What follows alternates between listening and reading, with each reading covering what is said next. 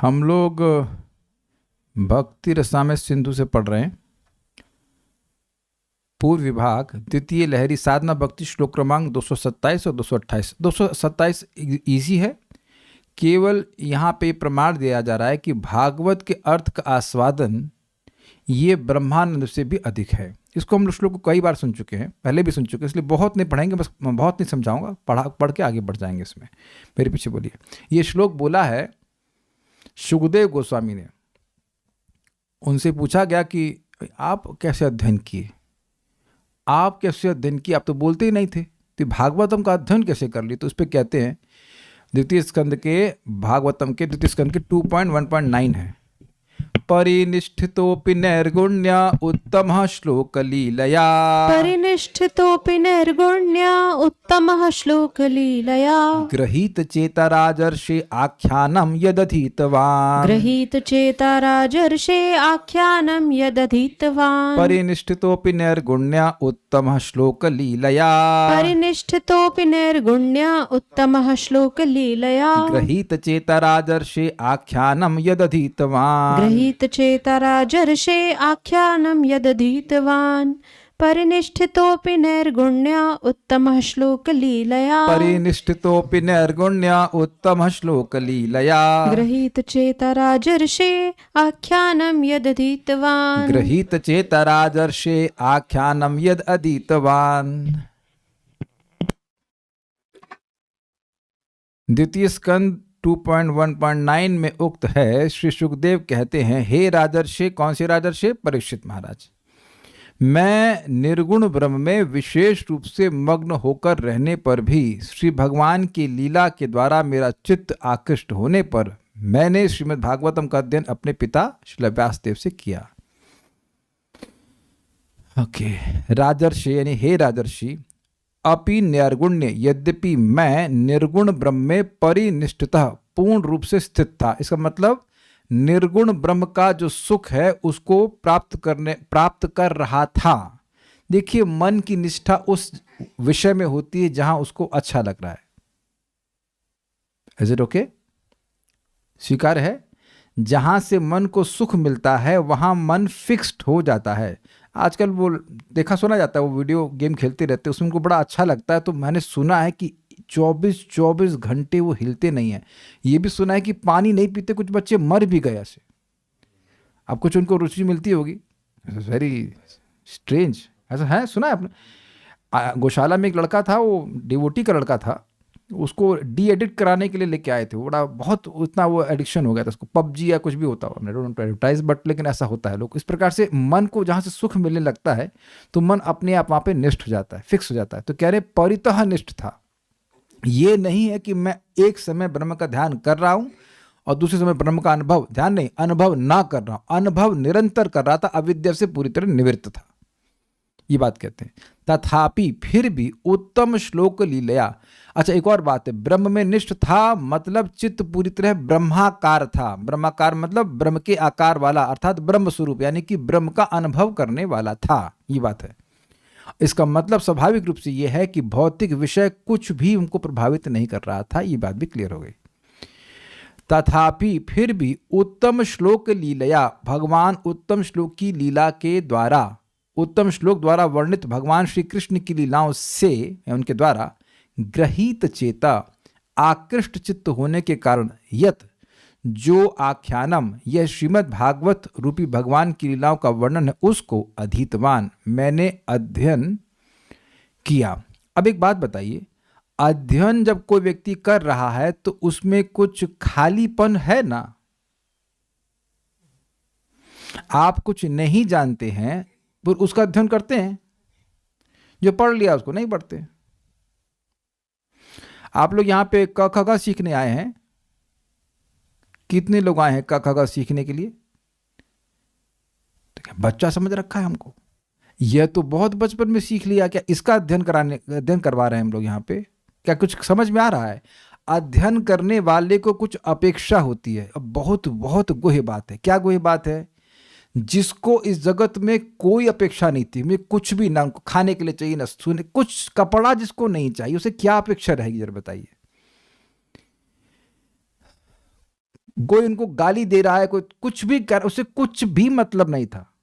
अरे व्यास के पुत्रों का ऐसा काम कर रहा है, कोई भी कुछ भी बोलता हो, उसे कुछ भी मतलब नहीं। ठीक, ऐसे व्यक्ति के हृदय में भी जो पूरी तरह तृप्त था ब्रह्म के अनुभव से, जिसको किसी चीज की अपेक्षा नहीं थी, उसमें उसके चित्त को ग्रहीत चेता मतलब पकड़ लिया, वहां पर भी एक दिव्य अभाव का निर्माण किया, एक दिव्य अपेक्षा एक्सपेक्टेशन की निर्माण भगवान की लीलाओं ने किया। क्या आप समझ पा रहे हैं इस बात को? थोड़ा सा वह चखे भगवान की लीलाओं को। 2 श्लोक हम भक्त तो सुनते हैं कि वो सुने थे। एक है कि ये अहो बकीयम स्तन कालकूटम वाला श्लोक सुने थे, और दूसरा क्या था, वो नटवर, क्या वराह पीडम नटवर वपु, जिसमें श्री कृष्ण के सुंदर रूप का वर्णन है, और अहो बकीयम वाला श्लोक जो है भगवान श्री कृष्ण की सुंदर अद्भुत दया का वर्णन है। तो भगवान की दया और सौंदर्य को सुन करके उनके मन में भी एक अपेक्षा का निर्माण हो गया। अपेक्षा समझ पा रहे, एक्सपेक्टेशन, कि हमको भाई ये तो हमें सुनना है, ये तो बहुत अच्छा है, हमको और भी सुनना है, हमको और भी सुनना है। स्वाभाविक सी बात है कि दिखा रहा है कि भागवत के अर्थ का आस्वादन ब्रह्म के सुख से भी कोटि गुना अधिक है, तभी उनका मन खिंचा। क्या सबको समझ में आ गया? आप मान लो कुछ भोजन कर रहे हो, ठीक है, तृप्त हो रहे हो, लेकिन कुछ ऐसी वस्तु ला दी जो उसके सामने आप जो भी खा रहे थे वो सब फीका हो गया, तो उसके पीछे भागेगा ना व्यक्ति। I think it's very easy to understand, कुछ कॉम्प्लिकेटेड नहीं है। तो यहां पे ये प्रमाणित किया जा रहा है कि भागवत के अर्थ का आस्वादन ये परमहंसों के लिए भी अपेक्षित है। परमहंस इम्पर्सनलिस्ट भी हो सकते हैं, ऐसा नहीं कि केवल भक्त होते हैं।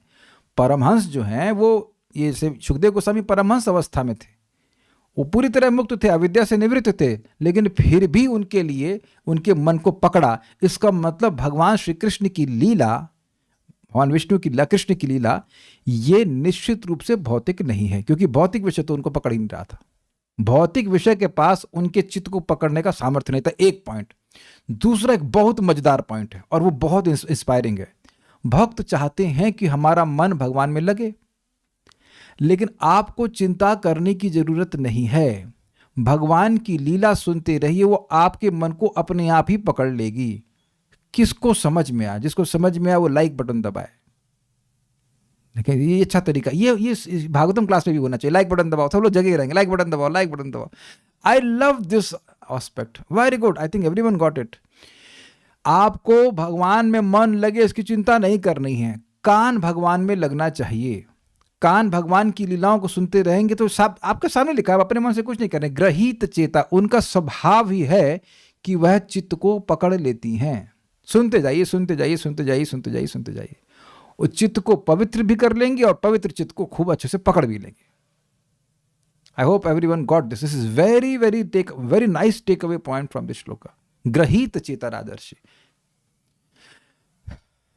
इसको और दूसरे एंगल से हमारा समझाते हैं कि भाई जिसका मन कहीं नहीं चिपक रहा था या कहीं नहीं जा रहा था, कोई उसे नहीं खींच रहा था, तो उसको भगवान की लीला ने खींच लिया। तो जिनका मन पहले से ही खींच रहा है, तो उनका तो मन और आसानी से खींच जाएगा कि नहीं खींच जाएगा भगवान की तरफ? क्या ये समझ में आ रहा है? जिसमें कोई इलास्टिसिटी है ही नहीं, खींचने की क्षमता, उसको भी भगवान ने खींच दिया, रबड़ की तरह अपनी तरफ ले आए। तो हमारा मन तो वैसे ही रबड़ जैसा है ना, कभी इधर जा रहा है, कभी उधर जा रहा है। तो जब जो कहीं नहीं जाता है, कोई व्यक्ति उसको भी खींच के उसे घर से बाहर निकाल दे, तो जिसका घूमने का ही स्वभाव है उसको तो पकड़ ही लेंगे ना। कहमत तो आया कि नहीं आया? Is it okay? जिसको खाने का शौक है नहीं, उसको भी कोई जीव चटोरा बना दे, जो हमारे जैसे पहले जीव के चटोरे हैं, ये खाएंगे, वो मर जाएंगे लेकिन खाना नहीं छोड़ेंगे ना, फल नहीं खाएंगे कि अन्न नहीं खाएंगे। तो अब ऐसे लोगों को तो खींचना आसान हो जाएगा कि नहीं? Is it not? तो ये भगवान के, अब ये हम लोग का अविश्वसनीय है, लेकिन हम लोग वही ग्रंथ पढ़ रहे हैं जिसको पढ़ने में सुखदेव गोस्वामी जी इंटरेस्टेड थे। जिसको पढ़ने में सुखदेव गोस्वामी नहीं, हाँ, जिसको पढ़ने में ही सुखदेव गोस्वामी इंटरेस्टेड थे, बाकी कुछ ग्रंथ नहीं पढ़ना चाहते थे। Was not interested. इसीलिए तो व्यासदेव जी पिता हैं, फिर भी भागे वहां से। व्यासदेव जी को पढ़ाई के लिए खर्चा नहीं करना पड़ता था अपने बेटे के लिए। उनको चिंता नहीं थी लड़का हो गया, इसकी पढ़ाई में खर्चा करना पड़ेगा क्योंकि खुद ही पढ़ा देते। लेकिन ना, क्या अच्छा किसी का ट्यूशन मास्टर है व्यासदेव, तो किसी का ट्यूशन मास्टर हो व्यासदेव तो कहीं और भागेगा नहीं। लेकिन व्यासदेव जी का पुत्र होने के बाद उनको कुछ पढ़ने की अपेक्षा थी, हमें कुछ नहीं पढ़ना है। एंड स्टिल लौट के वापस आए और अध्ययन किया। अध्ययन मतलब अध्ययन बोले तो अध्ययन ऐसे नहीं कि नॉवेल की तरह पढ़ दिए, एक एक शब्द एक एक बात को अच्छे से समझ करके पूर्व पर न्याय के साथ पहले क्या बोला आगे क्या बोला ये सारी बात समझ कर उसका आस्वादन किया और फिर आगे परीक्षित महाराज को बोले। ठीक है, यानी कि हम लोगों के लिए तो कभी भी भागवतम त्याज्य नहीं है, not even to the last point of our death, कभी त्याज्य। इतने परफेक्ट हम नहीं हो गए हैं कि भागवतम कभी त्याज्य हो। परफेक्ट हो गए होंगे तो भागवतम नितांत रूप से अत्याज्य लगेगी। ये लाइन समझ में आ गई? The more you become perfect the more it will become tasty. दुर्गम संगमनी, ये सिंपल पढ़ूंगा, थोड़ी सी संस्कृत वाली बातें हैं, हमको ज़्यादा समझ में नहीं आ रहा है, लेकिन जो बात बोल रहे हो समझ में आ रही। निर्गुण शब्द के उत्तर स्वार्थ में शंच प्रत्यय होने से निर्गुण शब्द बना है। इस प्रकार ब्रह्म में लीन होने पर भी मैंने श्रीमद् भागवतम का अध्ययन अपने पिता के समीप से किया, ये अर्थ है, बस इतनी बात है। निर्गुण मतलब निर्गुण ब्रह्म में था। भक्ति सार प्रदर्शनी, हे शुकदेव तुम अति प्रसिद्ध व्यक्ति हो, जन्म से ही तुम ब्रह्मानुभवी हो, घर को छोड़कर चल दिए, तुम्हारे पीछे पीछा पिता के चलने पर भी तुमने उनको नहीं पहचाना। स्त्री और पुरुष के भेद को भी नहीं पहचान रहे थे। ये स्थिति सुखदेव गोस्वामी की थी। अद्भुत है, सुखदेव गोस्वामी जा रहे थे, कपड़ा नहीं पहने तो 16 साल के लड़के थे, और स्त्रियां स्नान कर रही थी तो वो अपने को नहीं ढकी, वो चले गए। लेकिन जब व्यासदेव जी जा रहे थे तो उन्हें तुरंत उसको ढक लिया, जबकि व्यासदेव की पोती की उम्र से भी छोटी थी वो। तो व्यासदेव जी ने उनसे प्रश्न किया कि मेरा पुत्र युवा था, वस्त्र नहीं पहना था और सब तरफ देख रहा था, तब आपने अपने वस्त्र नहीं ढके, मतलब अपना शरीर को नहीं ढका। मैं आपकी तरफ देख नहीं रहा था, मैं वृद्ध हूं और मैंने कपड़े पहने हुए हैं, तब भी आपने अपने अंगों को या शरीर को क्यों ढक लिया? तो वहां बोलते न विविक्त दृष्टि स्त्री पुम विधा, ऐसे करके श्लोक है कि स्त्री और ये स्त्री है ये पुरुष है, ऐसी विविक्त दृष्टि, ऐसी डिस्क्रिमिनेटरी जो आईज हैं, विजन है, ये आपके बेटे का है ही नहीं। तो एक भक्त पूछ रहे थे कि माता जी को कैसे मालूम चला? तो प्रभात लिखते हैं कि माता जी को मालूम चल जाता है। माताओं के पास शक्ति है कि कौन सा पुरुष कौन सी नज़र से देख रहा है, दे नो इट। बिल्कुल स्पष्ट वहां पे लिखा कि देवियां वहां पे स्नान कर रही थी। ऐसे अद्भुत थे जो इस जगत के भेद से बिल्कुल परे थे, वह भी भगवान की लीला के प्रति आकृष्ट हो गए। उनको आकृष्ट कर लिया गया, यद्यपि वो आकृष्ट तो होना नहीं चाहते थे। आप समझे बात? ऐसे समझिए, कबड्डी की गेम समझते हैं आप? तो मान लीजिए कि हम लोग सब कबड्डी खेल रहे हैं, तो अब एक बहुत हमारा जो सबसे स्ट्रांग प्लेयर है उसको भी किसी ने वहाँ सामने की टीम ने पकड़ लिया, तो हमारा कोई चांस है? कितने लोग कबड्डी कभी खेले भी हैं? कबड्डी वाला एग्जाम्पल समझ में आ रहा है आप लोगों को? हम लोग खेले थे। ये होता था कि अरे यार पहले स्ट्रांग वाले को भेजो, अब स्ट्रांग वाला ही पकड़ लिया गया जो सबसे स्ट्रांग है, जिसका कोई चांस नहीं था पकड़े जाने का। तब अब उसके बाद आप जानते हैं कि आपको जाना तो पड़ेगा। याद है ना, कबड्डी में ये रूल होता है, एक बार उधर से जाएगा एक बार उधर से जाएगा। तो अब मान लो बड़ा वाला पकड़ लिया गया है आपका मन पहलवान, फिर टिंगड़ी होने के बावजूद आपको जाना पड़ेगा, तो आपका क्या चांस है बताइए? तो अब जो भागवत सुनने लग गया उसको अच्छा लगने लग गया तो फंसी गया बेचारा। आप ये देखो कि आप लोग अगर भागवतम में आते हैं तो आपको कोई बंधन महसूस होता है कि अरे चले भाई अब कुछ क्या सोचेंगे आर्य स्वामी कि हम नहीं आए, या कानू प्रिया माता जी क्या सोचेंगे हम इस तरह से नहीं आ रहे। आप देख रहे हैं कोई हिचकिचाहट नहीं है, naturally you are coming, naturally are coming. और जबकि अभी तो भगवत प्रेम प्राप्त नहीं है।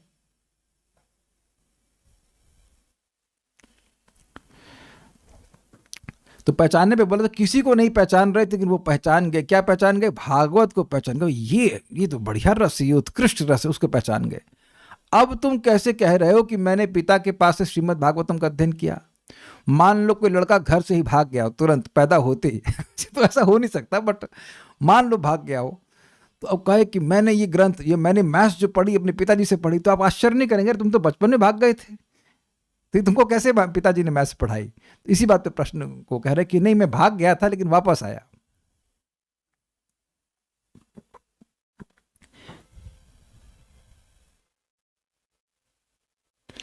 इंटरेस्टिंग है, श्रीमद् भागवतम के वक्ता सब कुछ छोड़ चुके थे, फिर लौट के आए और ग्रहण किए, और जो उसके श्रोता हैं वो सब कुछ छोड़ करके ग्रहण कर रहे हैं Bhagavatam. Is it not astonishing?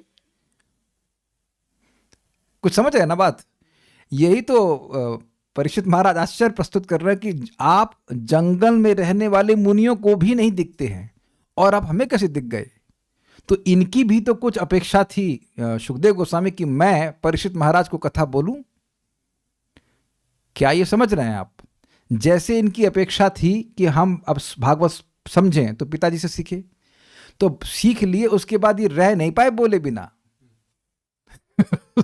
लेकिन कोई सुनने वाला मिल नहीं रहा था, तो भगवत प्रेरणा से भगवान के अर्जुन से घूमते घूमते घूमते घूमते पहुंचे वहीं पे जहां पे परीक्षित महाराज देह त्याग करने के लिए थे। अच्छा, ये भी आप नहीं कह सकते किसी से सुने होंगे। हाँ भाई, जब किसी से बात करेंगे तब तक कोई न्यूज़ मिलेगी। वो कुछ ना बात कर रहे ना कुछ बात ही नहीं कर रहे, पागल की तरह घूम रहे। अच्छा ये बताइए, आपने कभी आज तक किसी पागल घूमते हुए देखा तो बताया न्यूज़ क्या हुई आज? मेरा लैंग्वेज समझे? ये आज मैं सोच रहा हूँ, विचार कर रहा हूँ, वृंदावन में कई बार दिखते हैं कोई पागल की तरह घूम रहा हो, कपड़ा भी ना पहना हो, तो उसको बताएंगे अरे तुमको पता है कि भारत के प्रधानमंत्री क्या, आज आपको पता है भारत के प्रधानमंत्री पूरा घर बार त्याग दिए हैं। Will you say that? तो स्पष्ट है कि उनको कोई ये न्यूज़ बताने वाला भी नहीं होगा कि ये हुआ वो हुआ कुछ, पर फिर पहुंचे कैसे? भगवत प्रेरणा से, भगवान के आयोजन से। What is that?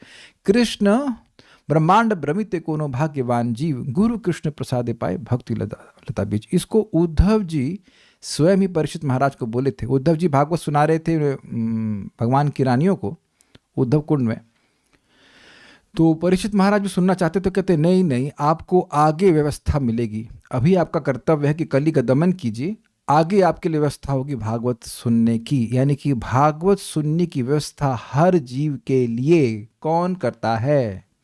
भगवान करते हैं। It is not an accident कि आप और मैं यहां भागवत पढ़ा रहे हैं। It's not an accident. काले कृष्ण को संदेह हो रहा है कुछ? क्या बोल तो नहीं, लेकिन आंखों में आपको से लग रहा है।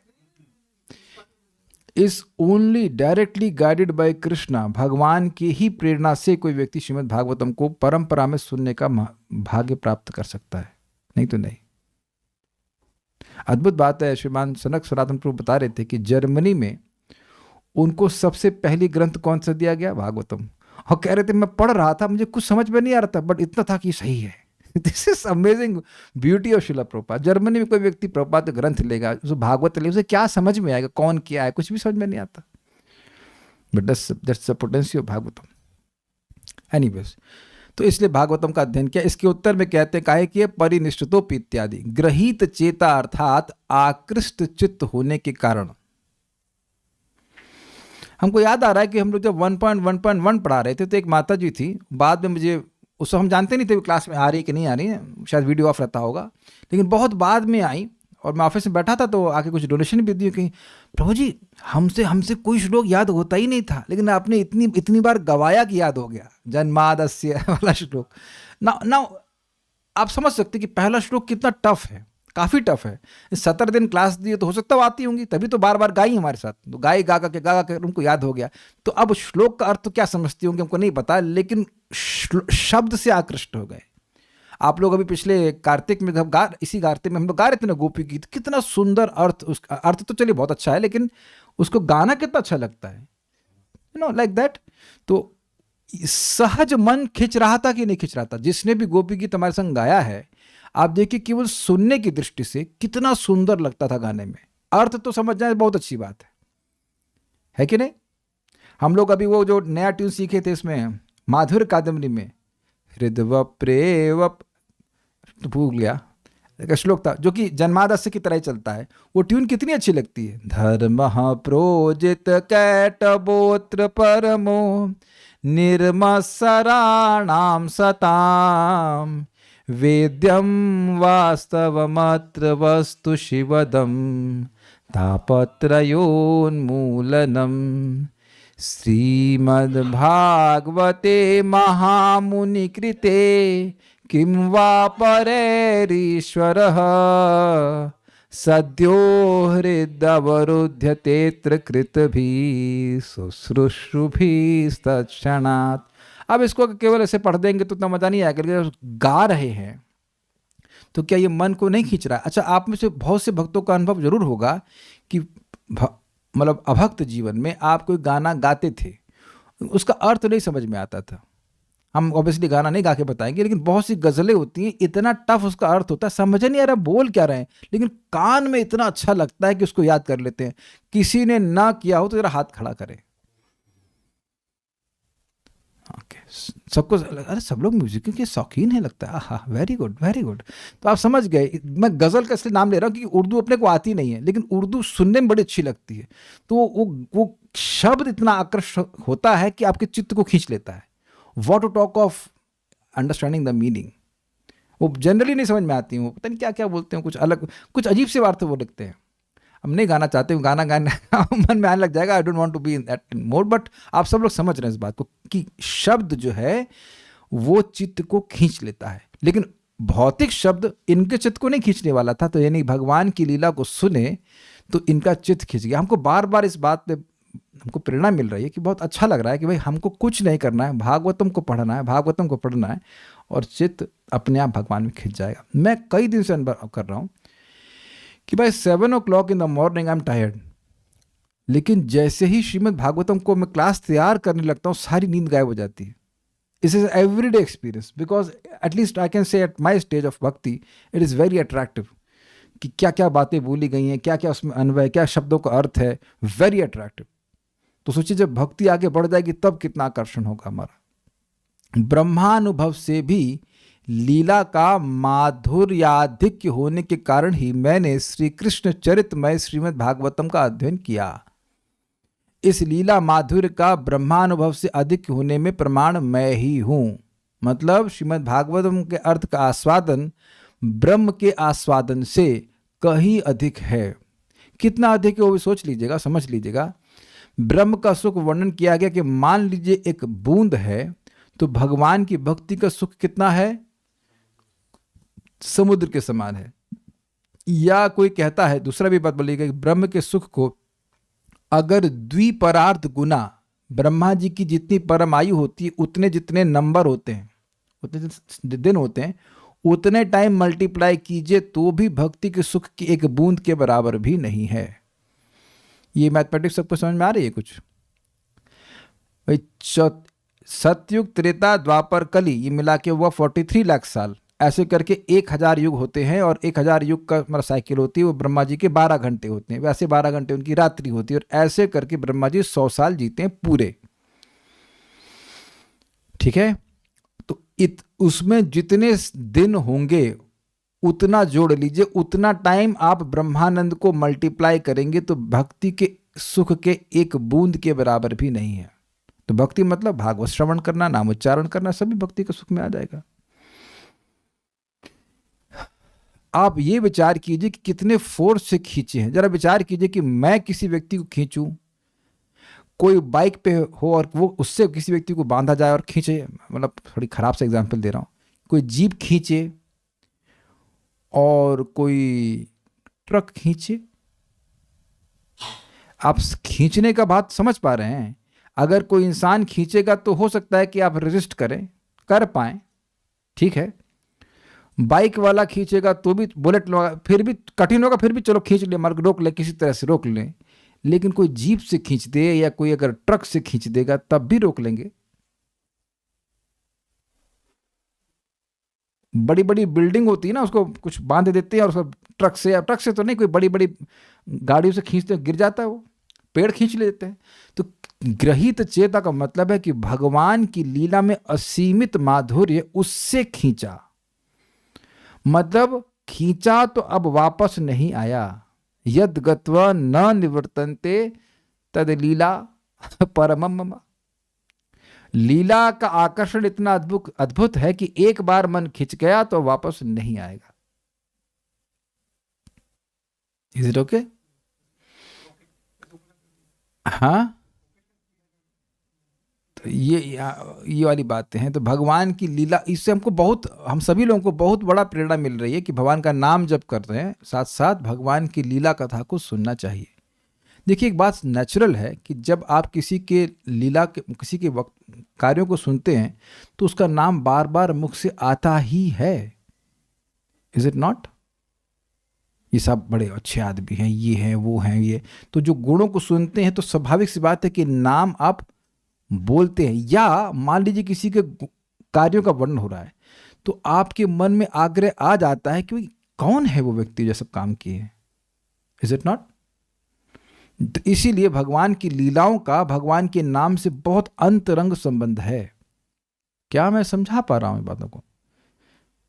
जो व्यक्ति भगवान की लीला आदि कुछ सुना नहीं है, वो खाली नाम बोल रहा है, वो केवल नाम बोल रहा है। लाभ उसको भी होगा लेकिन वैसा उसको आकर्षण नहीं होगा कि भगवान के बारे में कुछ जानता नहीं है। लेकिन जब भगवान की दया के बारे में सुनेंगे, भगवान के रूप के बारे में सुनते हैं, तो भगवान का नाम बोलने में और उत्साह होता है। ये बात है। ये भी लिंक है। अब हम लोग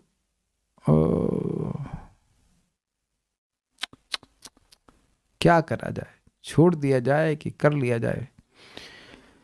क्लास तो भी खैर 20 मिनट की हुई है तो इसको तो हम जरूर पढ़ेंगे। ये भक्ति का सबसे महत्वपूर्ण अंग है।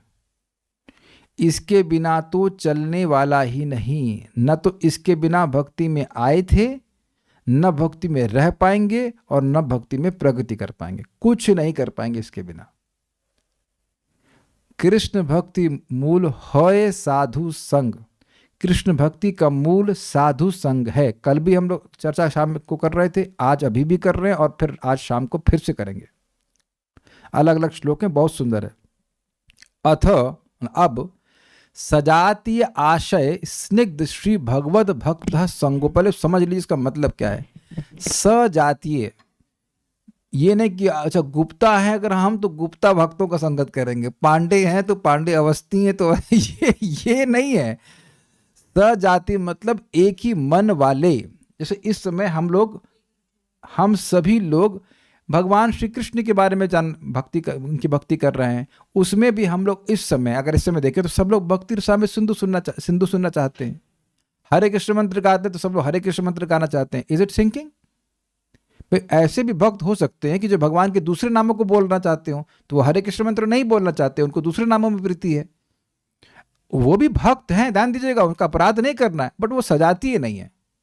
क्या ये समझ में आती है बात? तो जो कृष्ण के भक्त हैं वो कृष्ण के भक्तों की संगत करें, लेकिन वो बात यहीं पे समाप्त नहीं होती है। सजाती आशय, सेम चित्त वाले, आशय मतलब चित्त, आशय, और स्निग्ध मतलब स्नेहिल, चिकने चिकना, जिनके हृदय में आपके प्रति स्नेह हो। अच्छा, कितने लोगों को यह समझ में नहीं आता है कि सामने वाला भक्त मेरे प्रति स्नेहिल है कि नहीं है। देखें, कोई इतना भी, हम अगर शब्द यूज करें, जड़ है, आपको नहीं समझ में आता है सलोनी गुप्ता माता जी कि कोई व्यक्ति स्नेह कर रहा है कि नहीं कर रहा है। तो मैं तो आपसे द्वेष कर रहा हूं तभी आप क्लास में आती हैं ना। हम आपसे द्वेष करते हैं ना कि आप भक्ति क्यों कर रही हैं। तो आपको नहीं समझ में आ रहा कि हम द्वेष कर रहे हैं कि नहीं कर रहे हैं। जिनको क्या आप धरना देने जाती हैं क्या वहां पे धनबाद में? हर चीज में हाथ खड़ा कर, हर चीज सुन रही है कि हम क्या बोल रहे हैं। Who is so foolish in this assembly, जिसको ये ना समझ में आता हो कि भाई ये भक्त, विद ऑल ड्यू रिस्पेक्ट, ये भक्त हमसे प्रेम नहीं करता है और ये भक्त हमसे स्नेह करता है, अफेक्शन है नहीं। ये कौन आप कह सकते हो कि नहीं पता भाई? तो अब आप समझिए, ये पहले इसको समझ लीजिए कि ये बहुत क्रिटिकल पॉइंट है। यदि मेरा किसी वैष्णव के संग प्रॉब्लम हो रहा है, किसी संगत में भी, तो एक बड़ी प्रॉब्लम होगी। एक तो प्रॉब्लम सजाती वाली हो जाएगी और दूसरा प्रॉब्लम है स्निग्धता की। वो आपके प्रति स्नेह से युक्त नहीं, इसलिए ये प्रॉब्लम आ रही है। क्या सबको, अच्छा, अभी तक कभी किसी भक्त की किसी वैष्णव संगत में कोई दिक्कत आई है आपको? आई है। तो अब आप ये देख पा रहे हो कि वहां पे स्निग्धता की कमी थी, एटलीस्ट आपके प्रति। मान लीजिए आप स्नेह दे रहे हैं लेकिन उधर से स्नेह नहीं आ रहा। देखिए, स्नेह का मतलब ये नहीं कि डांट नहीं पड़ेगी, परम पूज्य हमको तो परम पूज्य वृंदावन चंद्र महाराज की डांट बड़ी अच्छी लगती है। तो हम कुछ गलत प्रश्न कर लिए, अप्रासंगिक प्रश्न करने, गलत तो नहीं था। तो उस दिन तो गुस्सा हो गए, तुरंत उठ के चल दी वहां से, रुके नहीं, गुस्सा हो गए। अगले दिन बुलाए और 300 लोग के सामने खड़ा करके फिर बोल रहे हैं अपने प्रश्न छोड़ नहीं रहे। फिर बाद में मैं महाराज के पास गया तो महाराज बोले फांसी नहीं दूंगा। It was so with so much affection, you know, पर फांसी नहीं दूंगा। फिर सब बहुत फिर एकदम से गंभीर होकर बोले कि देखिए वक्ता का, हम समझ गए थे क्या वो महाराज कहना चाहते हैं। वक्ता जो बोल रहा होता है उसके मति, उसका प्रभाव जो है वो उस विषय में होता है, तो अलग से कुछ बात नहीं पूछनी चाहिए, उसी संबंध में पूछना चाहिए था। So that chastisement I will remember for whole life, but that was done out of स्नेह, कि ये गलती आगे दोबारा कभी ना करे बच्चा। Doesn't make sense. जो स्नेह ही कर रहा है वो वही डांटता है, वास्तविक असली मतलब वो हित कामना से डांटता है कि गलत ना करे, वो चिढ़ करके नहीं डांटता है। जब वो डांट भी रहा है तो ऐसा नहीं कि वो आपको कहेगा दूर चला जाए, इसकी भक्ति खराब, ऐसा कुछ भी नहीं है। He is not envious of you. Everyone, अगर कोई पत्थर नहीं ना तो उसको समझ में आता है कि भाई कौन किस लिए डांट रहा है। इसलिए अगर हम चाहते हैं कि भक्तों की संगति में हम खुश रहें तो ये पैरामीटर चेक कीजिए, ये चेक कीजिए कि क्या जो भक्त हैं वो हमारे प्रति स्नेह से युक्त हैं या हमें एक्सप्लॉइट करना चाहते हैं। वैष्णव समाज में भी देखिए, मैं आपको चेतावनी दे रहा हूं, मैं नाम किसी का नहीं रख सकता, ये सब करने के बाद नाम वाली बात नहीं होती है, but there can be some devotees who would like to exploit you for their projects, because projects are more important than you.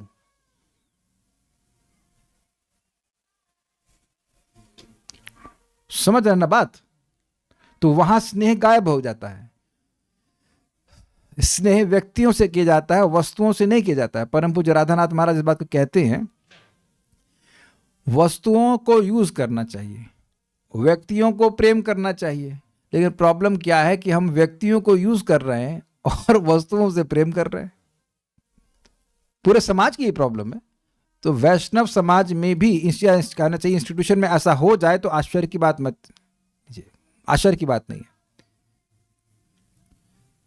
और इसमें एक और भी है, स्वतः वरे, अपने से श्रेष्ठ भक्तों की संगत करें। ऑब्वियसली जब श्रेष्ठ भक्त मिलेंगे तो श्रेष्ठ से करें, और अगर आपसे कोई निम्न भक्त है तो उसको भी इस प्रकार का संग देना चाहिए। एक और इंटरेस्टिंग बात है कि आप स्वीकार करेंगे कि अगर आपको स्नेह मिला है, मुझे स्नेह मिला है, तो मैं भी स्नेह ही दूंगा।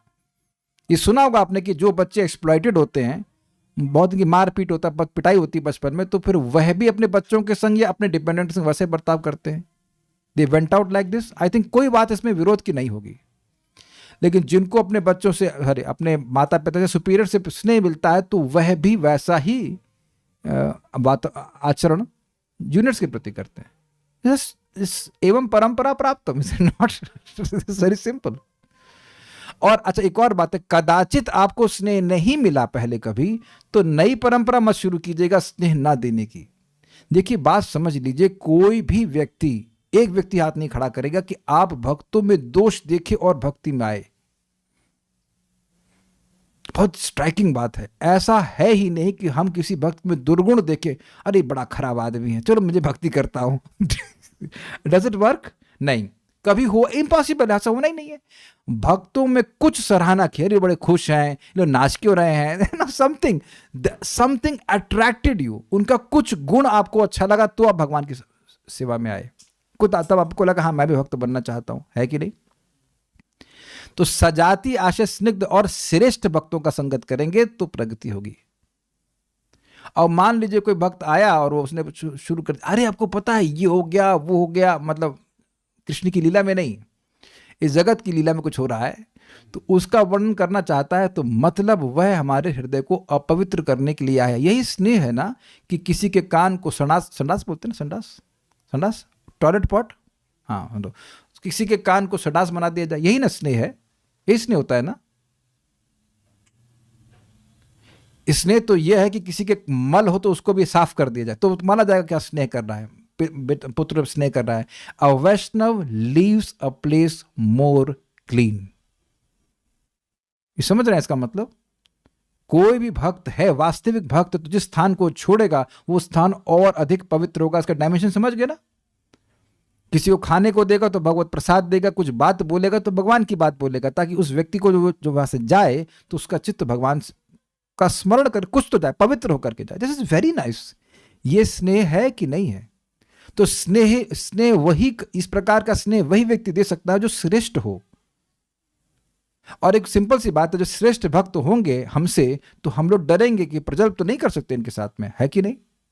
फालतू बात तो नहीं करेंगे, और वो करेंगे नहीं प्रजल्प, वो करेंगे नहीं प्रजल्प हमसे, और हम उनसे करने में डरेंगे, तो हमारा फायदा होगा कि नहीं होगा? दोनों तरफ से फायदा हुआ कि नहीं हुआ? प्रजल्प ब्रीड्स अनर्थस। अनर्थों का मूल कारण है अभिमान, मिथ्याभिमान, और मिथ्याभिमान एक्टिवेट तुरंत हो जाता है जब हम लोग प्रजल्प करते हैं, भगवान से इतर कोई वार्ता करते हैं। तो ये मैं 3 चीजों पर बोल रहा हूं। अगर कभी भी आप देखेंगे भक्तों के बीच में झगड़ा हुआ या कुछ परेशानी हुई है, तो समझ लीजिए कि तीनों में से कोई एक फैक्टर गायब होगा। सबको समझ में आ गया? सजाती आशय नहीं होगा, या तो स्निग्ध नहीं होगा, और श्रेष्ठ नहीं होगा। महाराज बड़ा सुंदर बता रहे थे कि चलो स्नेहिल है लेकिन श्रेष्ठ नहीं है, तो उसकी संगति से हमें कुछ मिलेगा भी नहीं, वो कुछ भगवान के बारे में बता ही नहीं पाएंगे। तो इसलिए अगर तीनों चीज कैटेगरी हो तो आपको जरूर संगति करनी चाहिए। कुछ यहां तक कोई प्रश्न है?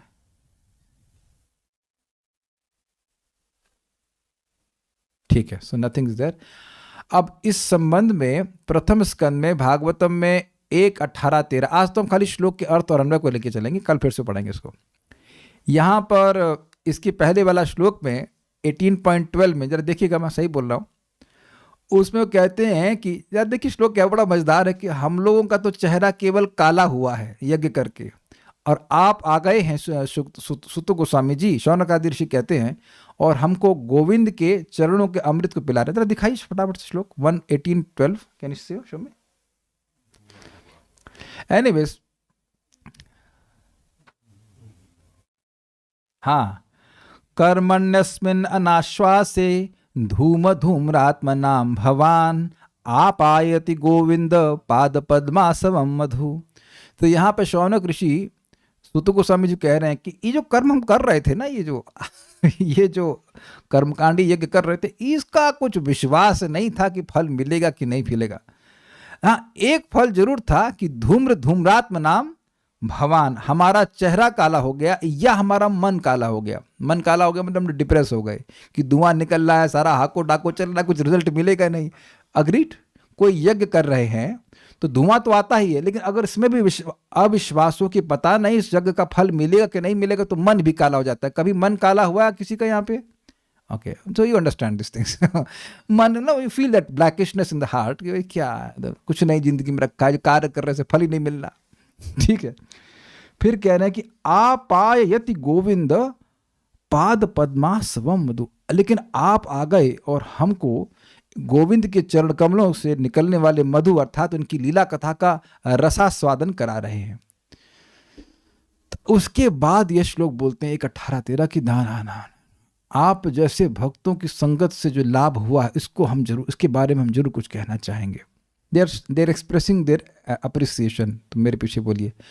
ये श्लोक सिमिलर वे में आगे शिवजी भी बोलते हैं, पर अभी तो इसको देखते हैं। तुल्यामा लवे नापी न स्वर्गम न पुनर्भवम भगवत संगी संगस्य मर्त्यानाम किमुताशिषः। तुल्याम लवेनापि न स्वर्गम न पुनर्भवम भगवत संगी संगस्य मर्त्यानाम किमुताशिषः। थोड़ा सा ठीक कीजिएगा, भगवत संगी संगस्य है ना। तुल्यामा लवेनापि न स्वर्गम न पुनर्भवम भगवत संगी संगस्य मर्त्यानाम किमुताशिषः। तुल्याम लवेनापि न स्वर्गम न पुनर्भवम भगवत संगी संगस्य मर्त्यानाम किमुताशिषः। फिर से बोलिए, श्लोक याद हो जाना चाहिए, जिंदगी भर याद रहना चाहिए। तुल्यामा लवेनापि न स्वर्गम न पुनर्भवम भगवत संगी संगस्य मर्त्यानाम किमुताशिषः। तुल्याम लवेनापि न स्वर्गम न पुनर्भवम भगवत संगी संगस्य मर्त्यानाम किमुताशिषः। तुल्यामलवेनापि न स्वर्गं न पुनर्भवं भगवत्सङ्गसङ्गस्य मर्त्यानां किमुताशिषः। तुल्यामालवेनापि न स्वर्गम न पुनर्भवम भगवत संगी संगस्य मर्त्यानाम किमुताशिषः। सजातीय आशय युक्त स्निग्ध श्री भगवत भक्त का संग 62 प्रथम स्कंद में उक्त है भागवत 1:18-13। इससे पहले कि इसमें आगे जाऊं, एक इंपॉर्टेंट बात है कि भक्त संग को सबसे महत्वपूर्ण इसलिए भी कह रहे हैं क्योंकि अगर ये हो गया तो भक्ति के सभी अंग संपादित होने लग जाएंगे। नाम संकीर्तन होगा, कथा श्रवण होगी, विग्रह की सेवा होगी, धामवास होगा, सब कुछ इसके ऊपर आधारित है। ये नहीं होगा तो कुछ नहीं होगा, ये बात है। भगवत भक्तों के लव मात्र के संग, लव मतलब सेकंड का भी कुछ बहुत थोड़ा सा अंश, भगवत भक्तों के लव मात्र के संग से स्वर्ग एवं मोक्ष की भी तुलना नहीं की जा सकती। फिर मनुष्यों के तुच्छ भोगों की तो बात ही क्या है। जरा पहले इस तुलना को समझ लीजिए। देखिए, भक्ति के 9 स्टेजेस हम सुनते हैं। श्रद्धा, साधु, संग, उसके बाद भजन क्रिया, फिर अनर्थ निवृत्ति, फिर निष्ठा, रुचि, आसक्ति और प्रेम। तो अब स्वर्ग जो है वो कर्मकांड का साध्य है। कर्मकांड का परफेक्शन है कि स्वर्ग की प्राप्ति हो जाए। अग्रीड। मोक्ष ज्ञान मार्ग का साध्य है। ज्ञान की सफलता ये है, पूर्ण सफलता है कि जीव मुक्त हो जाए। ये भी समझ में आ गया। तो अब इन दोनों की सफलता ले लीजिए, दोनों मार्गों की सफलता ले लीजिए। और साधु संग क्या है? भक्ति का सेकंड स्टेप है। हमेशा हमेशा के लिए मुक्ति मिलती है शाश्वत रूप से। स्वर्ग भी कई हजारों साल तक मिलता है।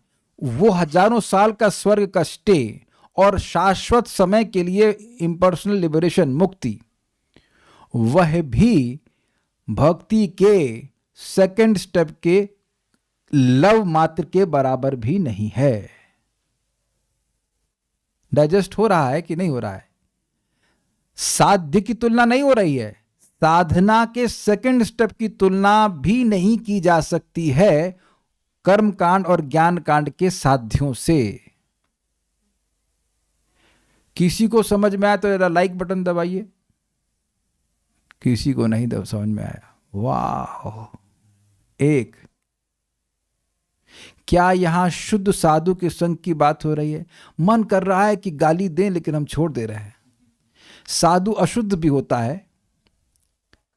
साधु का मतलब क्या होता है अब हम शाम को भी समझाएंगे। वैसे साधु मतलब ही शुद्ध, ये शुद्ध गुरु के संग में। अरे गुरु मतलब शुद्ध, गुरु मतलब भक्त। वो वैष्णव के अलावा गुरु हो ही नहीं सकता, वो गुरु घंटाल है। गुरु बोल दिया मतलब वैष्णव।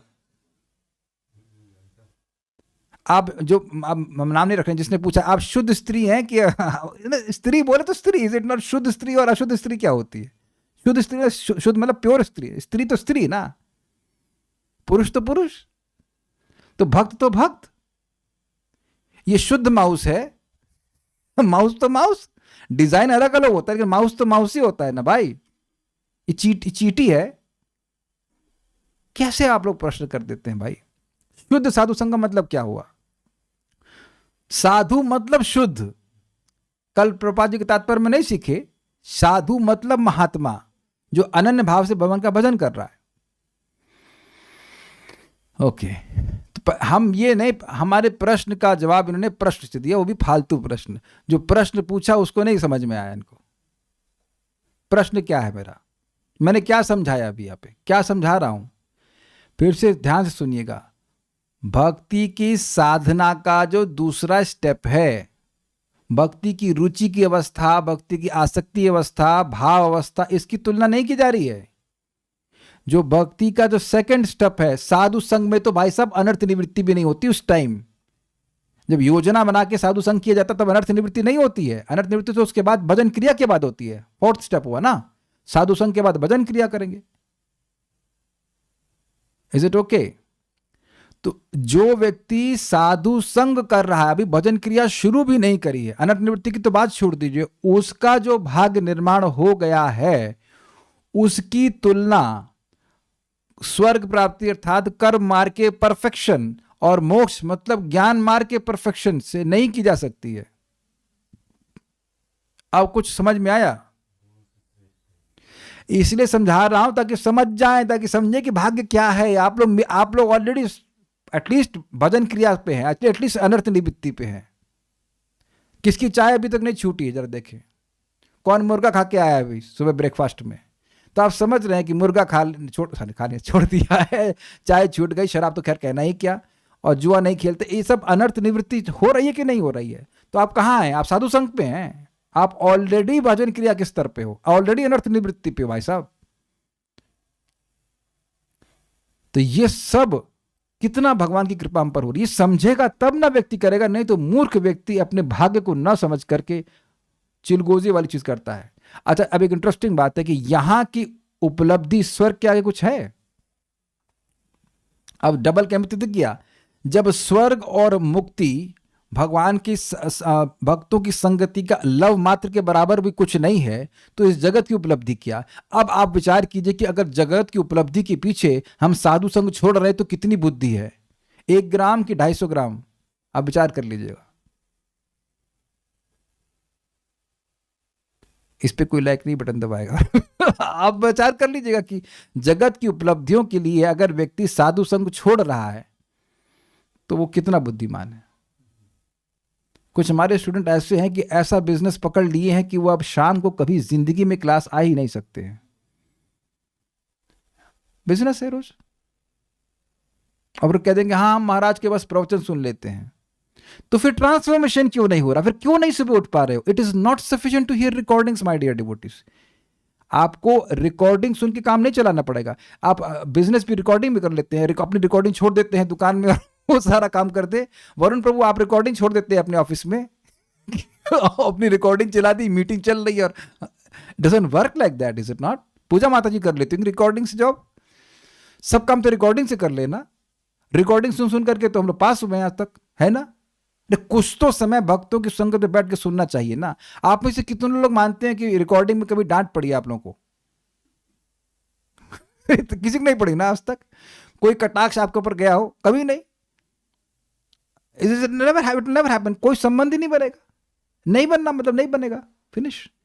We never become attached in that way. Recording का भी लाभ है, ठीक है, लेकिन हमने देखा कैसे महाराज का इस तरह का फोन ले लिया, वो जेब में डालिए महाराज को लिटरली, अब वो बातें कर रहा है, उधर लेक्चर भी चल रहा है। हमने आंखों से देखा ऐसे लोगों को।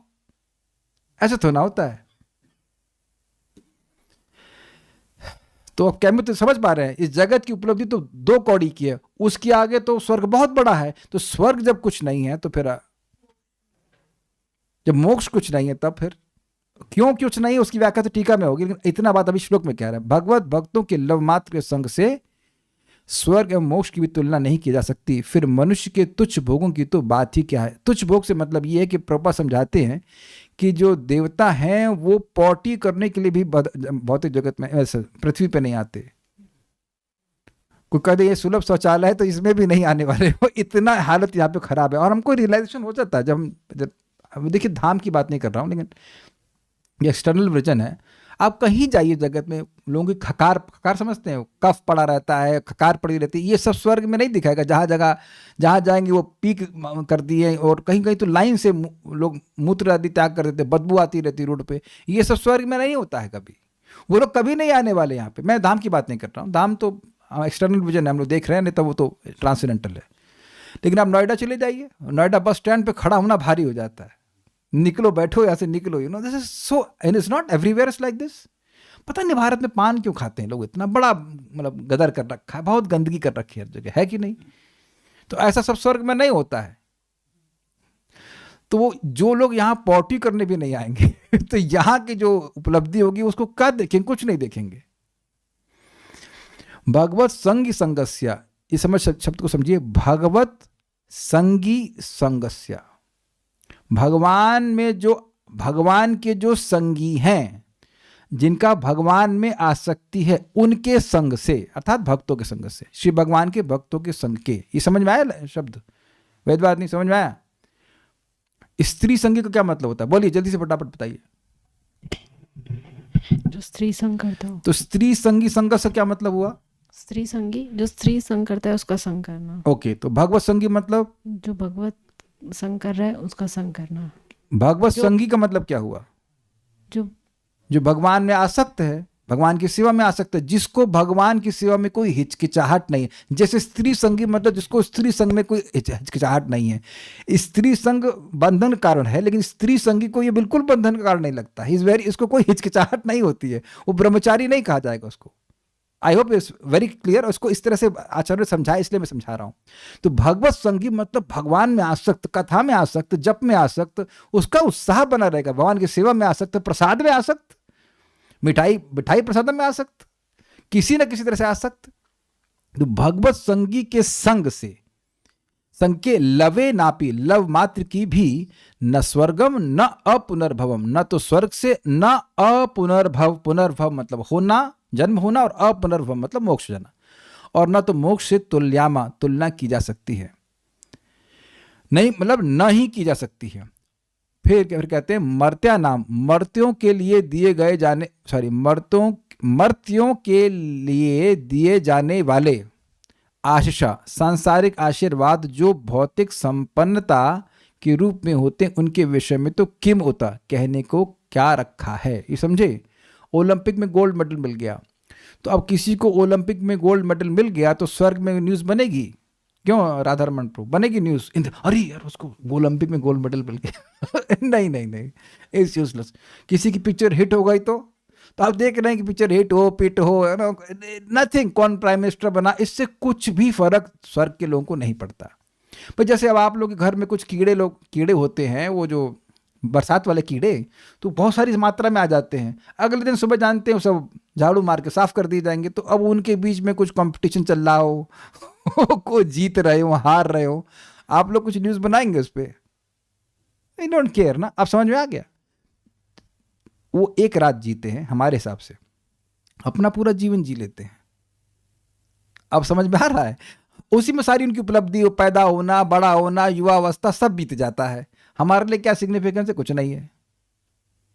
किसी की शक्ल आपको जब में याद आई आज तक? कीड़े की जो मर गया हो रात में, दुख हुआ उसके लिए?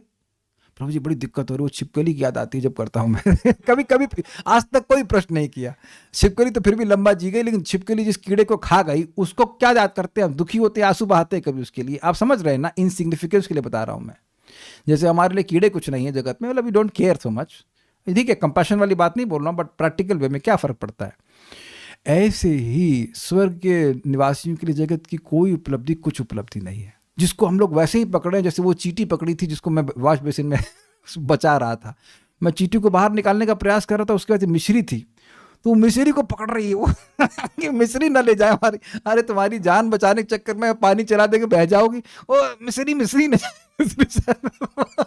मुझे एकदम वो सीन याद है, और दिखा कि कैसे लोग जगत में पैसे को, परिवार को पकड़े हुए, अरे ना जाए, और सब उनके हाथ से छीन रहा है। तो ये कह रहे हैं कि भौतिक उपलब्धि जगत की उधर 2 कौड़ी की है, उसके पीछे क्या भागना। कहने का मतलब ये है, ये शौनक ऋषि कह रहे हैं कि हमें अलभ लाभ प्राप्त हुआ है। हे सुत गोस्वामी जी, आपकी संगत मिली है, बैठकर हम भागवत सुन रहे हैं, इससे बड़ा अधिक लाभ हमारे पास कुछ नहीं है। हम कहीं नहीं जा रहे हैं, बैठ के भागवत सुनेंगे। अब इतनी बात हम यहाँ पे रोक दे रहे हैं, हम आगे तो आराम से जाएंगे, कल पढ़ेंगे। आप लोग को थोड़ा सा टेस्ट दे दिया है श्लोक का, आगे पढ़ लीजिएगा। कोई प्रश्न है किसी का तो? भगवान का भक्त, ठीक है। एक बात आपको मैं बताऊंगा, बहुत अच्छी बात है। सब लोग, ये महात्मा वाले पॉइंट है, फिर आएगा। अपि चेत सुदुराचारो भजते माम अनन्य भाग साधुरेव समन्तव्य सम्यक व्यवस्थितो हिस्सा। सभी लोगों से निवेदन है कि कम से कम जीवन में एक बार 9.30 भगवद गीता को अच्छे से पढ़ लीजिएगा। श्री बलदेव विद्याभूषण जी की टीका है, चक्रवर्ती पाद की टीका है, प्रभुपाद की टीका है, तीनों को हम पढ़े हैं। आप लेक्चर भी चाहे तो सुन सकते हैं। तो कल एक विचार हो रहा था कि जब भगवान कह रहे हैं, पहले श्लोक समझ लीजिए, अपि चेत सुदुराचारो, चाहे वो कोई बहुत सुदुराचार भी क्यों ना कर दे, भजते माम अनन्य भाग, लेकिन अगर उसका ये निर्णय है कि मैं भक्ति कर रहा हूं, भगवान की ही भक्ति करूंगा और उससे मुझे भक्ति ही प्राप्त करनी है, तो साधु रेव सब मंतव्य, उसको साधु ही मानो, क्योंकि सम्यक व्यवस्थितो हिस्सा, उसका व्यवसाय, उसका निश्चय बहुत अच्छा है। ये सब तो अर्थ हुआ। अब आप ये बताइए, मैं अगर भगवान से पूछूं कि जब आप ये कह रहे हो कि साधु ही मानो, तो उसका दुराचार तुरंत क्यों नहीं खत्म कर देते? काहे नहीं साधु तुरंत बना देते? ये इतना मनमाने की क्या बात है भाई? भगवान में तो असीमित सामर्थ्य है कि नहीं? जहां मेरी बात में दोष लगे आप लोग प्लीज हेल्प कीजिएगा, हम कहाँ गलत बोल गए हूं। भगवान में असीमित सामर्थ्य है कि नहीं है? है। और वो कह रहे हैं कि देखिए मेरे भक्त में कोई दुराचार भी हो, मेरे अनन्य भक्त में कोई दुराचार हो तो भी उसको साधु माननी। तो ये प्रार्थना करने की जरूरत क्या है आपको? हम तो प्रश्न ये कर रहे हैं, एक जरूरत क्या आपको प्रार्थना करने की? देखो हमारे भक्त को ना साधु मानो, साधु मानो। तो क्या जरूरत है? क्या आपके पास सामर्थ्य नहीं इसको तुरंत ठीक करने का? है क्या कृष्ण 1 सेकंड में आपको पवित्र नहीं कर सकते? पहले ये बताइए। आप कर सकते हैं। तो खुद भगवान की इच्छा है कि वह धीरे धीरे शुद्ध करते हैं।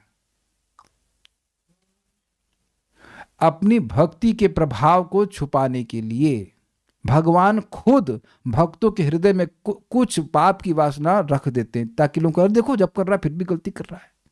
ये मेरे शब्द नहीं, 6.2.9-10 की टीका पढ़ा चुका हूं अंग्रेजी में। चक्रवर्ती पाद कहते हैं कि ये एक भक्त है और इतना सुंदर संकल्प लेके चल रहा है। तो संकल्प कहां उठता है? वेदवाद नहीं। चलिए आपको छोड़ते हैं, इनको दीजिए, ये लीजिए। संकल्प कहां उठता है प्रभु जी? इजी क्वेश्चन है। साधु सेवन प्रभु, संकल्प कहां उठता है? संकल्प समझते हैं? हाँ, कहां होता है संकल्प? आंख में कि कान में? हृदय में। ओके। तो जिसका ये सुंदर संकल्प है कि चाहे कुछ भी हो जाए मैं भगवान की भक्ति करके भक्ति को ही प्राप्त करना चाहता हूं, उसका मन गंदा है कि साफ है?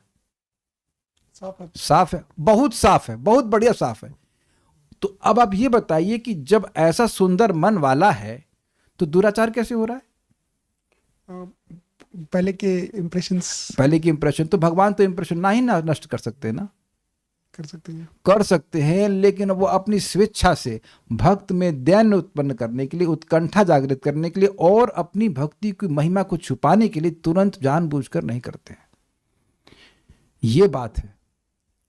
लेकिन उनकी मति उस व्यक्ति के प्रति कैसी होती है? ये साधु ही है, ये साधु ही है, ये साधु ही है। इसे बहुत बड़ा रहस्य है जो भगवान की बात से समझ में आ रहा था मुझे, कल समझा। कोई विरोध हो, कुछ गलती हो तो बताइएगा इसमें। भाई भगवान तो अंदर बैठे देख रहे हैं ना इसका हृदय कैसा है। इतना सुंदर हृदय रखा है व्यक्ति ने कि भगवान की भक्ति करके भक्ति चाहता है, अपने भजन को बेच नहीं रहा है। तो भगवान से प्रसन्न है कि नहीं? अच्छा एक बताइए, जिसको आप साधु माने उसकी सेवा करना चाहेंगे कि नहीं? उसकी संगति करना चाहेंगे कि नहीं? आप सब लोग साधु हो, भक्त हो, कौन साधु नहीं है? सब साधु है। तो अब जिसके प्रति आपकी बिल्कुल भावना है कि ये साधु ही है, उसका प्रवचन सुनेंगे कि नहीं सुनेंगे? आप में से कितने लोग सुन रहे हैं, आप मानते हैं कि आप चोर का प्रवचन सुन रहे हैं इस समय? चोर मानेंगे तो मेरा प्रवचन सुनेंगे? आप मैं हूं या नहीं उससे मतलब नहीं, आप तो मान रहे हैं ना कि मैं साधु हूं। साधु जैसा मान रहे हैं, साधु ही मान रहे हैं, साधु ही मान रहे तब ना सुन रहे हैं। तो जिसके घर में आऊंगा तो पानी भी नहीं देंगे ना आप लोग? नहीं, पानी भी और गुजिया भी देंगे, क्या देखा है? तो अब आप देखिए, घर पे लोग बादाम ले आते, हम लोग जबकि खा नहीं सकते, जो खा नहीं सकते वो लो लेके आ जाते हैं। अगर मैं कहूँ कि मुझे रोटी दाल चाहिए तो तब भी नहीं मना कर देंगे। आप समझने का प्रयास कीजिए। अच्छा मैं आप लोग को साधु मान रहा हूँ कि चोर मान रहा हूँ? चोरों क्लास दे रहा हूं मैं, अली बाबा 40 चोर बताइए मैं चोरों क्लास दे रहा हूं। All the devotees I see their happy faces with so much enthusiasm to hear about Krishna. हमारी तो साधु ही है, यही मति होती है। कुछ समझ रहे ना बात? तो अब आप हमारे घर में आएंगे, हमारा सामर्थ्य होगा तो कुछ हम आपको एक ग्रेन का एक मिलेट का दाना भी नहीं खिलाएंगे आपको। I hope you are getting the point. यानी कि साधु ही है, भगवान मान रहे हैं, तो क्या ये भगवान का स्नेह सूचित हो रहा है कि नहीं, ये समझ लीजिए। क्लियर है? अरे भाई साधु व्यक्ति हैं। आप जब भी किसी के पीछे परोक्ष में भी बोलते हो, एक बार और अमेजिंग बात है, जब आप किसी के परोक्ष में कुछ उसकी गुणगान कर रहे हो, then you are actually glorifying him. स्वीकार है? ये बात और आ रही है श्लोक से। अगर किसी के पीठ पीछे आप उसका गुणगान कर रहे हैं तो वास्तविक गुणगान कर रहे हैं कि नहीं, ये बताइए। मुंह पे तो बोल देंगे बड़े अच्छे हो, बड़े अच्छे हो, लेकिन पीठ पीछे कर रहे तो है। भगवान अर्जुन के बारे में बोल रहे हैं कि अर्जुन दुराचारी है, या उन सारे भक्तों के बारे में परोक्ष में बोल रहे हैं जो दुराचारी हैं लेकिन भजन कर रहे हैं? परोक्ष में कर रहे हैं कि नहीं कर रहे हैं? भगवान अर्जुन के सामने तो नहीं बोल, अर्जुन के सामने बोल रहे हैं, लेकिन उन सभी भक्तों के लिए बोल रहे हैं जो भविष्य में भी आएंगे, जो पहले भी हुए, जो अनन्य भाव से भजन कर रहे थे लेकिन कुछ दुराचार था उनका और सुदुराचार था। तो ये भगवान वास्तविक उनसे रूप से उनकी सराहना कर रहे हैं कि नहीं कर रहे हैं? तो भैया सराहना कर रहे हैं, उनको साधु मान रहे हैं, तो तुरंत काहे शुद्ध नहीं कर देते? रहस्य ये है कि वह तुरंत शुद्ध करते नहीं है, उनकी इच्छा है ऐसी। वो उत्कंठा जागृत करना चाहते हैं भक्तों में और भक्ति की महिमा को छुपाए रखना चाहते हैं, ताकि भक्ति की महिमा केवल और केवल भक्तों के मुख से ही समझ में आए। That's why devotees are very accommodative. जो नए भक्त होते हैं वो बेचारे बड़े परेशान हो जाते हैं, हमसे ये गलती होगी, अब तो भगवान हमको जरूर हमको क्या कहते हैं रिजेक्ट कर देंगे, और गुरु जी तो बिल्कुल रिजेक्ट कर देंगे, अब आप ये फलान ढिमकाना क्या क्या बातें बोलते हैं लोग, लाइक दैट। भगवान कहेंगे जरा मीटर चेक करो, जब पूतना को रिजेक्ट नहीं किया, वो तो चिल्ला रही थी छोड़ रहे, हमने नहीं छोड़ा, तो तुमको कैसे छोड़ेंगे बे? तुमको नहीं छोड़ेंगे ना, हमें छोड़ना आता है नहीं भगवान को। It's like that.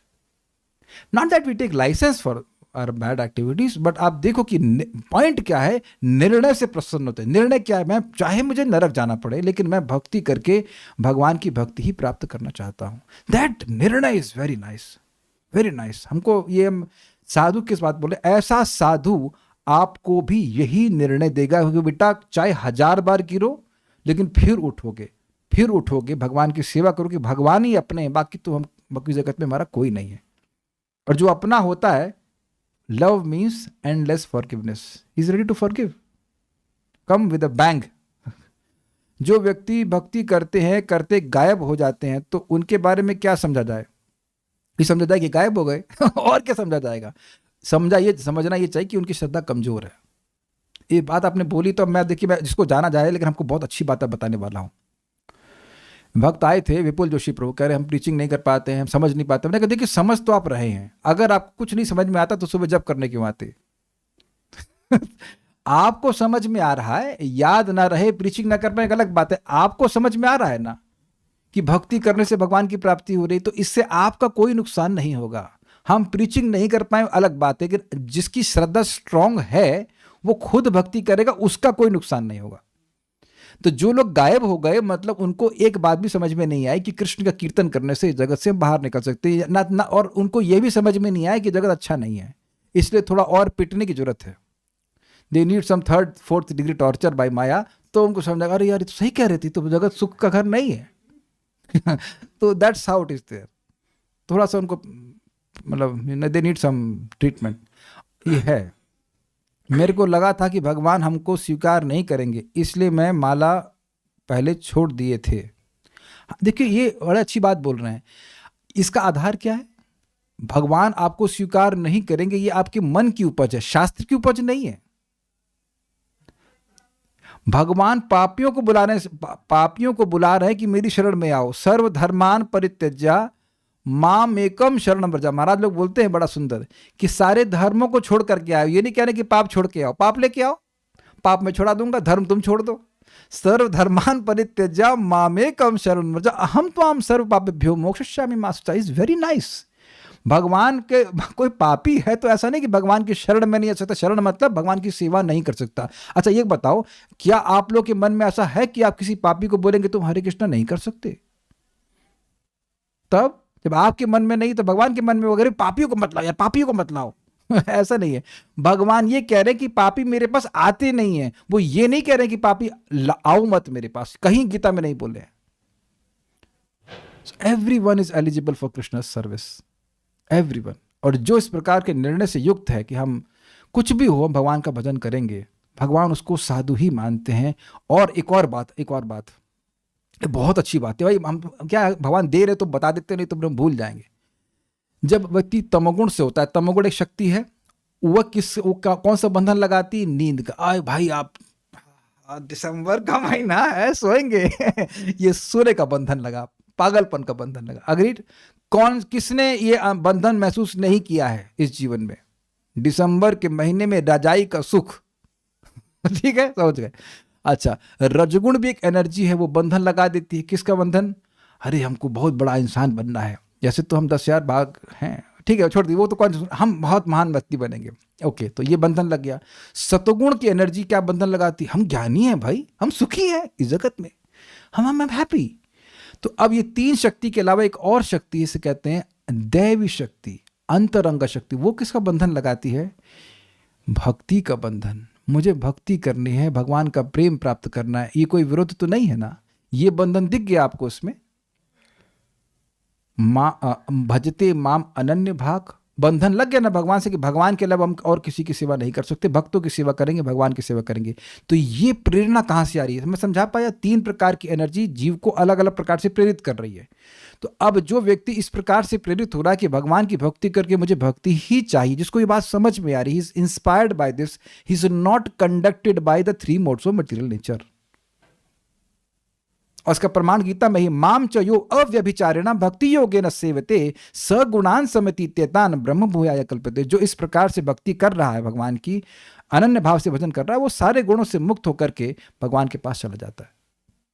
कुछ भी हो, हम भगवान का प्रसाद खाएंगे, कुछ भी हो, हम नाम जप करेंगे, भगवान की कथा सुनेंगे, लाइक दिस। और ये जिसके पास रजगुण है वो रजगुण देगा, जिसके पास सतोगुण है वो सतोगुण देगा, तमोगुण वाला तमोगुण देगा। और भगवत संगी संज्ञा, जो भगवान में आसक्त है, संगी समझ गए, बंधन, उसको बंधन अंतरंगा शक्ति की वजह से लगा हुआ है, तो वो आपको अंतरंगा शक्ति का ही आशीर्वाद देगा। और इसको हम लोग आज शाम को भी सुनने वाले हैं। वो यही भक्त, कोई भी भक्त एक बोलेगा भगवान की भक्ति कीजिए, भगवान की भक्ति करने से सुख मिलता है, इत्यादि इत्यादि। अब हम लोग जाते हैं, काफी समय हो गया। श्री श्री भक्ति साम्य सिंधु की जय, श्रील प्रभुपाद की जय, निताय गौर प्रेमानंदे।